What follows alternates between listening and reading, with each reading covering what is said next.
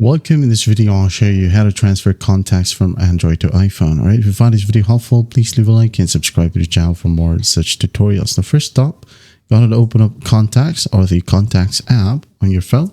Now, once you're in here, tap on three dots. Now go ahead and go to Settings. Now, once you're in here, go ahead and tap on Default Storage Location. Okay, tap on it. Now go ahead and save it to your Google account. Once that's done, go back. Now go ahead and tap on Move Contacts to other storage location. Okay, go ahead and again select the Google account, select all, done. Now go ahead and scroll all the way down and find Mail.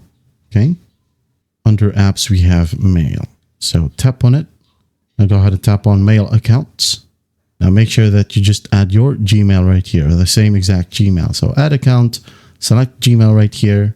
And in the next page, it will show you this exact page, okay? So just make sure that Contacts is enabled.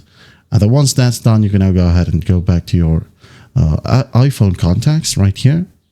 Go to Contacts. And when you go ahead and tap on List, you should be able to see all Gmail contacts, all right? And that's basically it. That is how you transfer contacts from Android to iPhone. Well, I hope this video helps, and I'll see you in the next one.